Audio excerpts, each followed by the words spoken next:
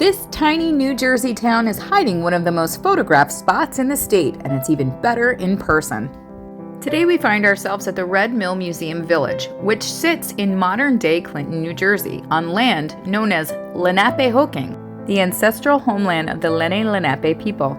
This historic red mill was built in 1810 and surrounded by 10 acres of preserved history. Today we're going to take the opportunity to walk around and learn a little bit about the Red Mill. I'm not going to show you everything here because I hope that you come for yourself to check it out, but we'll learn a little bit about the history and what there is to see here. Here at this channel, we're all about preserving history, learning, spreading goodness into the world, so I hope you come along.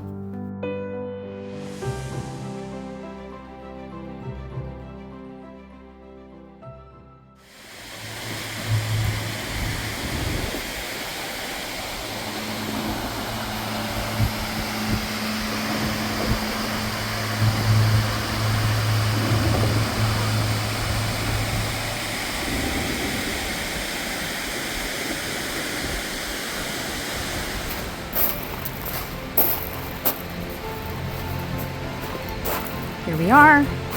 We're going to head on in. Around the year 1810, a man named Ralph Hunt built the first section of this mill to process wool. The business unfortunately failed. Over the years, ownership changed several times.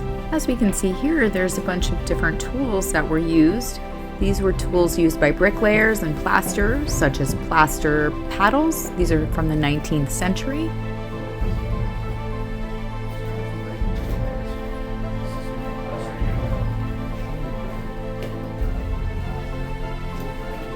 This sign explains about the inner workings of the mill and its shafts, gears, pulleys, and belts. Between 1828 and 1834, John Bray and John B. Taylor took control of the woolen mill and helped reshape the growing community around it.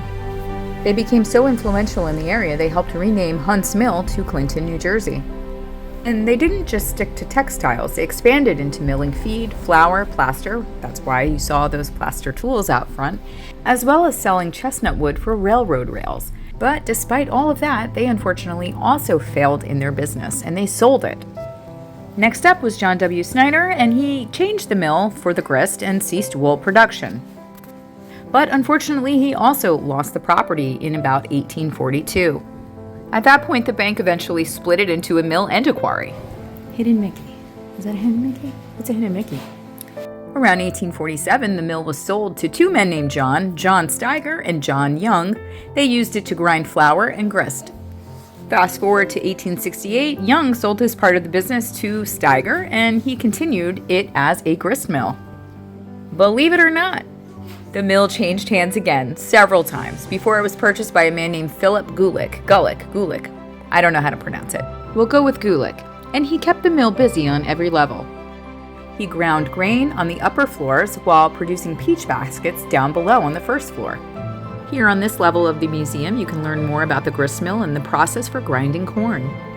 Fun fact, did you also know our first president of the United States, George Washington, also owned and operated a grist mill at Mount Vernon?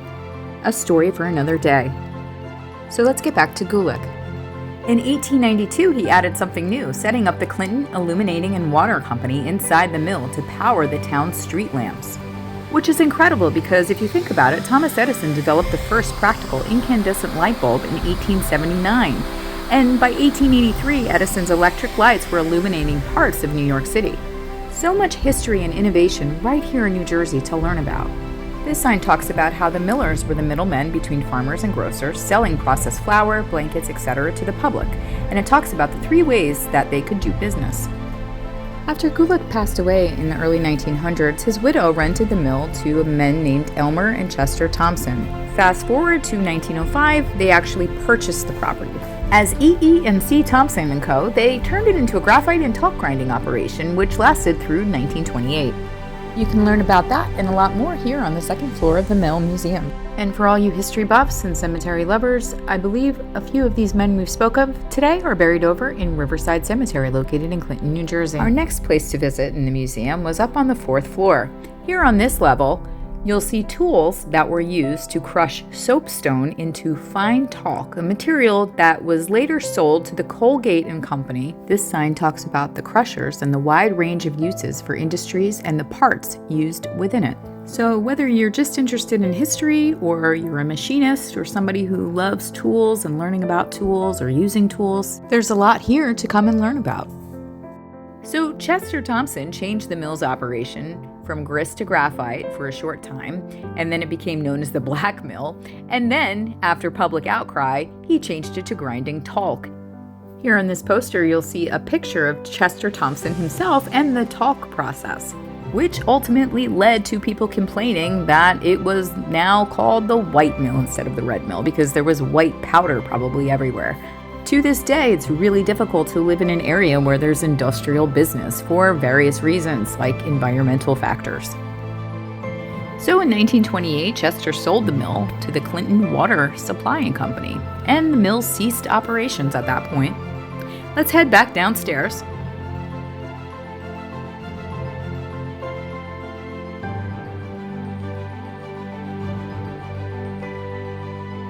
Oh, here's a picture of the Empire Cut Glass Company, 1907, Flemington, New Jersey.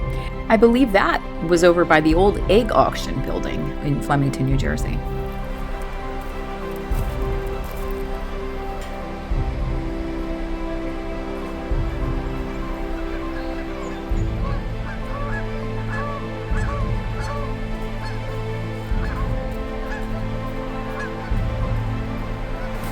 Let's take a walk over here. Says there's a quarry office.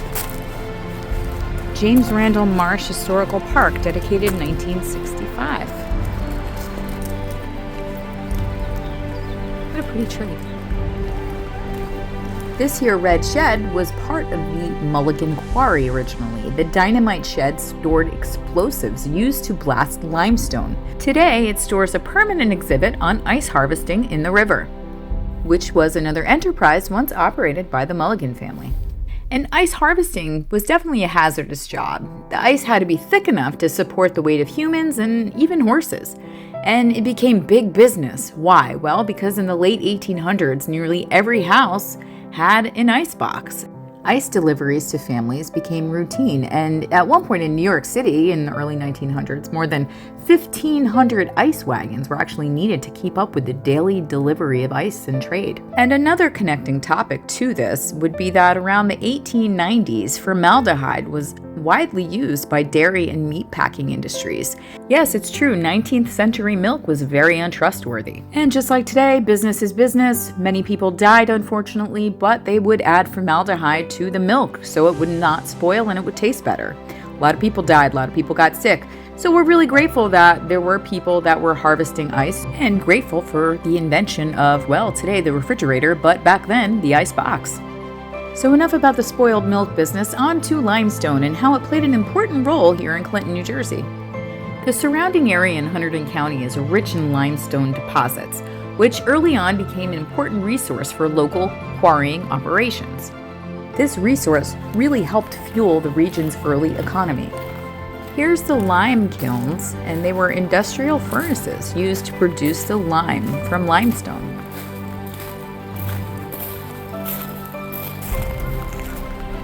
Little geese taking a little snooze here. Perfect spot. Over here we have the blacksmith shop, a fully functional shop is representative of the period from 1750 to 1900.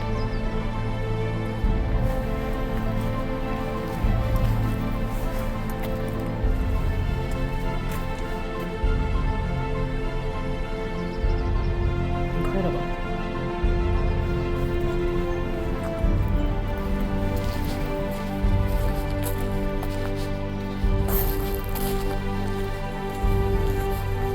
Historic site being preserved. We love preservation. The Red Mill Museum Village. Two-family dwelling built in 1859, served as the modest needs for many generations for quarry workers and families. So at many locations, it was quite common to have self-contained work community. Another grand-scale example of this would be Hershey, PA, and how Milton Hershey built a community for his workers. But also in New Jersey, Smithville, New Jersey, had a similar small industrial mill village. And so workers sometimes were provided or allowed simple housing nearby so they could keep a stable workforce close to the operation. You have to consider that nobody had ways to get to and from work, besides a horse perhaps. Henry Ford didn't revolutionize the car manufacturing with the assembly line until about 1913. Our next stop is here at the Bunker Hill Schoolhouse, which was originally built in Alexandria Township in 1860. It moved here to the museum in 1974 and wasn't originally part of the original mill or quarry operation. Bert Hand and his students in 1912.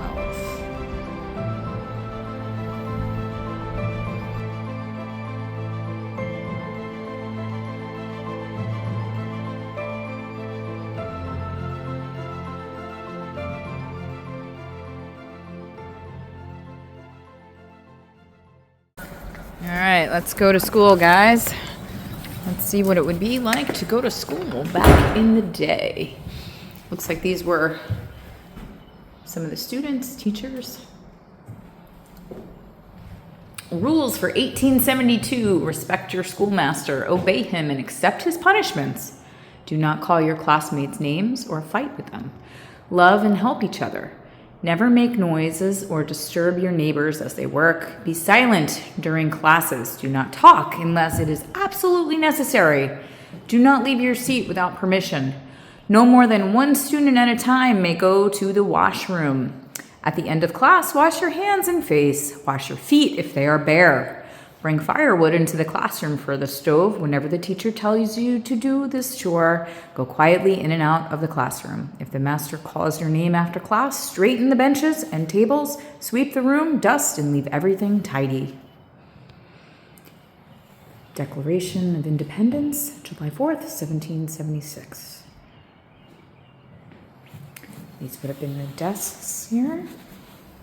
Look how cute and little they are.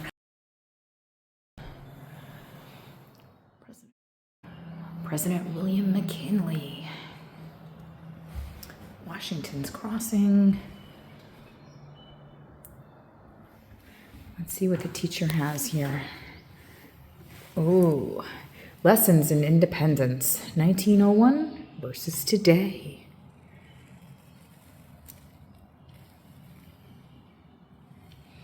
So it says that the Declaration of Independence was taught as a sacred text of American freedom. It was very important. So today in 2026, 250th anniversary, we approach the Declaration differently. It remains powerful, but it serves as a starting point for inquiry. What do you think about that?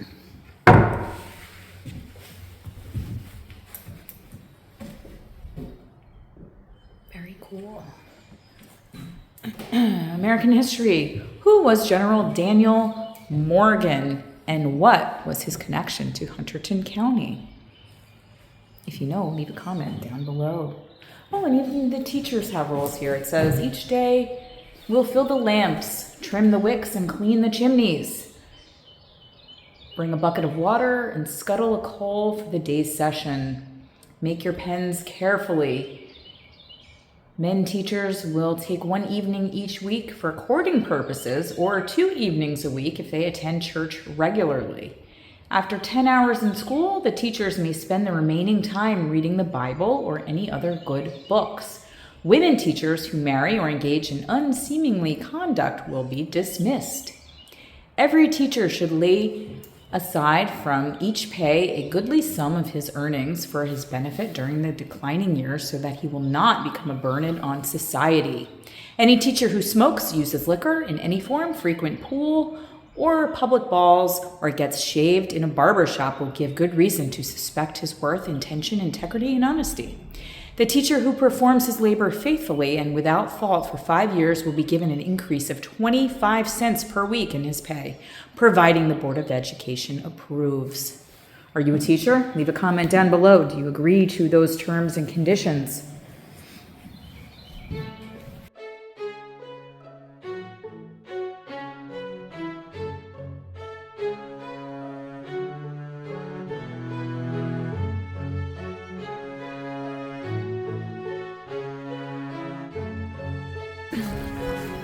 here.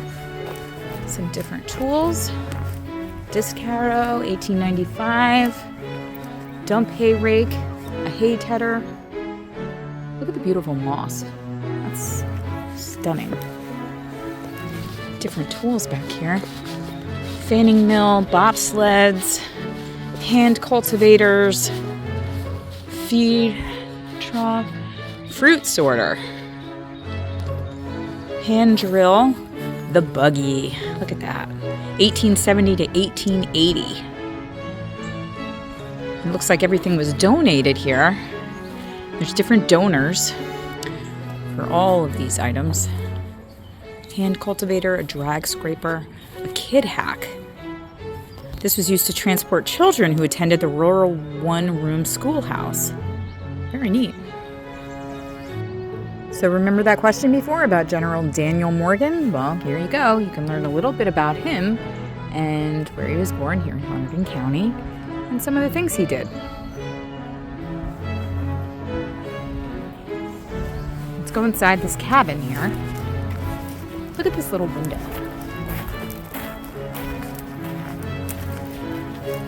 Oh, wow. Very cool. A loft. And a bed. It's all you need. Deck of playing cards. Nice fireplace. This talks about Daniel Morgan. True hero of the American Revolution. I'm gonna go up this way too. There's something up this way too. I saw the sign say. Let's see what it is. Let's see. It's the Pavilion Quarry Office and Screen House.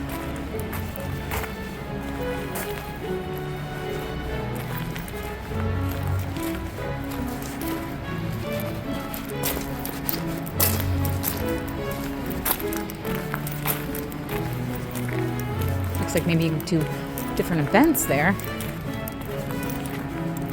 The Red Mill Village, the quarry. This was the quarry area. Definitely a dangerous and dirty place.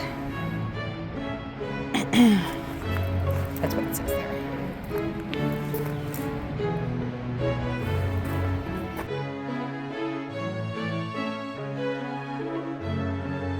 This sign here talks about the Mulligan family and how they arrived in Clinton, New Jersey between the years of 1837 and 1842, coming all the way from Ireland in search of opportunity. Various members of the Mulligan family owned and operated the quarry for over 115 years. A strong Irish history right here in Clinton, New Jersey. Quarry office of M.C. Mulligan and Son, probably erected early 20th century. Also has the mechanism connected to the outside scale, which was used to weigh the limestone.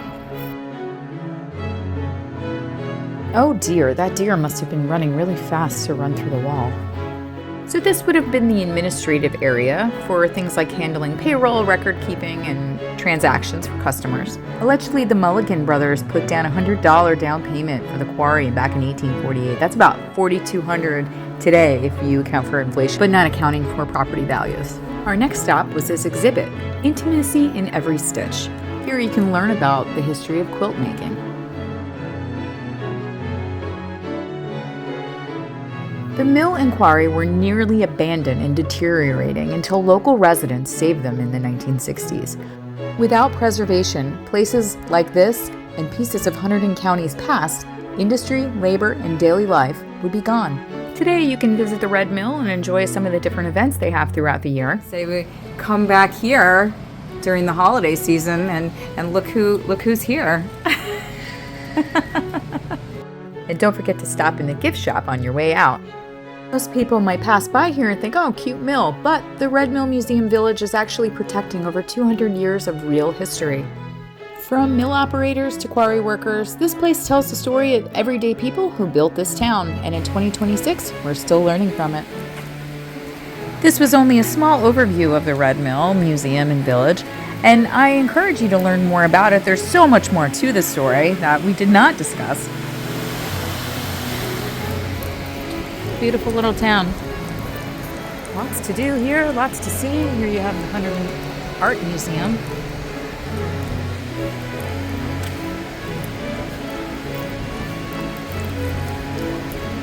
Let's look over this wall. I'm a little short, but I can peek over.